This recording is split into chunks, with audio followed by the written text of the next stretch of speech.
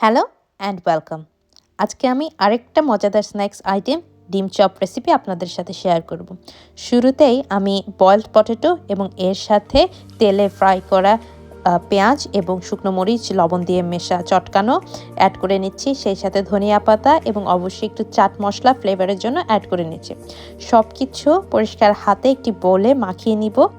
এরপর আপনি যতগুলো চপ বানাতে চান সেই অনুযায়ী ডিম সেদ্ধ করে নেবেন। আমি একটা ডিম সাধারণত ৪ থেকে ৬ টুকরো করতে পছন্দ করি, কারণ এতে যে শেপ আসে সেটা দেখতে আমার কাছে সুন্দর লাগে।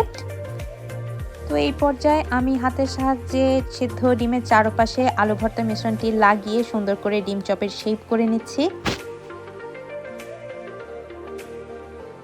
ভাজার জন্য আমি একটা ডিম ফেটে নিয়েছি। ডিমের মধ্যে চপগুলো চুবিয়ে তারপর আমি এটাকে ক্রাম্ব কোটিং করেছি। ক্রাম্ব কোটিংয়ের জন্য আমি এখানে যথারীতি কর্নফ্লেক্সের গুঁড়ো অ্যাড করেছি এবং চপগুলো আমি ডিপ ফ্রাই করে নিয়েছি।